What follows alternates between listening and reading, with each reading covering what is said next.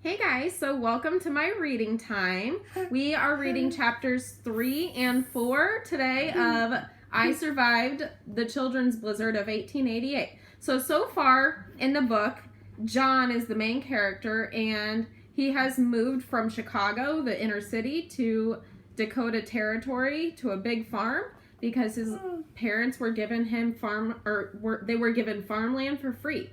And that's what happened back then. They encouraged people to move out west and search for more work, and in return for them to work, they got free land and housing to live on, which is awesome because land and housing is expensive these days, and it's a good investment to have.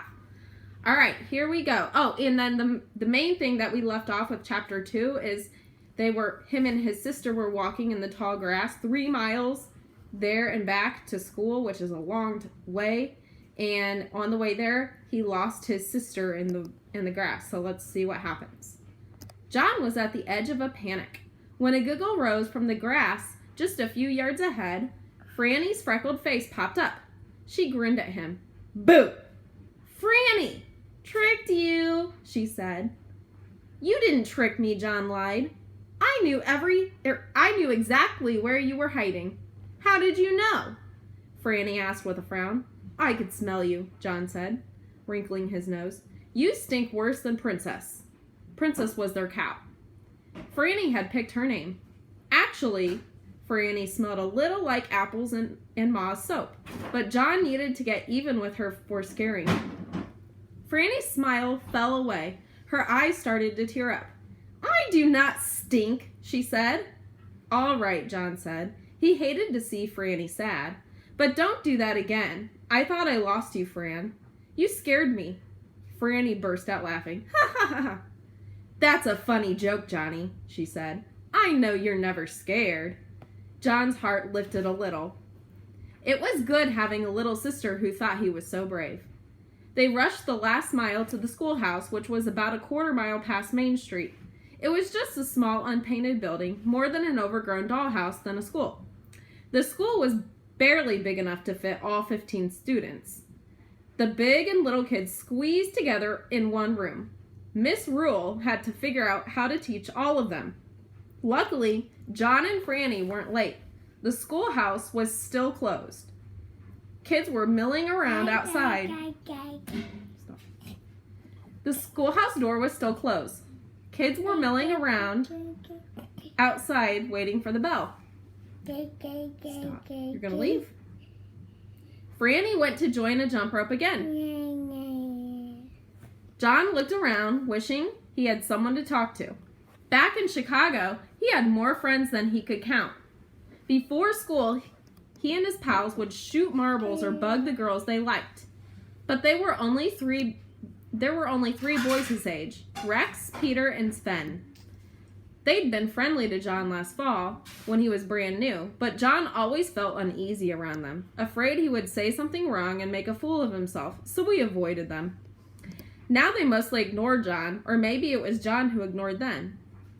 He wasn't sure, but what did it matter? He missed his chance, and anyway, they probably knew John didn't belong here. He had nothing in common with those tough pioneer boys. Peter and Sven were standing nearby, rubbing the sleep from their eyes, but then Rex came sprinting towards them. And Peter and Sven perked right up. Rex wasn't funny like Peter, and he didn't have big muscles like Sven. He was quiet and serious, but Rex was their leader without a doubt. His family had been in Dakota longer than anyone. Rex skidded to a stop, huffing and puffing. I found him, Rex exclaimed, wiping the sweat from his forehead. Found who? King Rattler, Rex burst out. The boys gasped. John's ears pricked up. King Rattler was a huge rattlesnake that all the kids talked about. There were rattlesnakes everywhere in Dakota, stretching their gold and brown bodies out on rocks, slithering through the tall grass, curling up haylofts.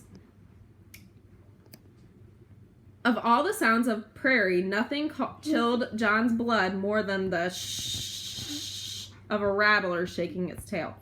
Now, if you've ever been out west, and sometimes we have them in Indiana, but mostly in southern Indiana. Stop, Levi.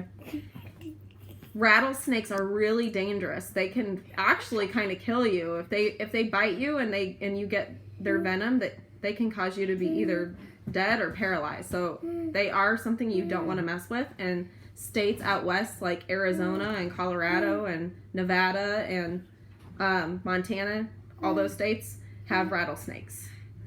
Get away! Get away! It was saying, get away or I'll kill you. So when the rattlesnake feels threatened, it will shake its tail and it sounds like a rattle. Stop, Levi. And King Rattler wasn't just any rattlesnake. He was the biggest and most vicious snake there was, a killer that had been terrorizing people for years. John had never seen him, but he heard the guys telling stories. Most snakes bit only if you stepped on them by accident. King Rattler would chase you down right to your door. He'd bite your horse and then leap up and sink his fangs into your neck. Or so the guy said. I saw him at the creek. Rex went on, his voice rising. I followed him. I found his den. I saw where he lives. You found King Rattler's den? Peter gasped.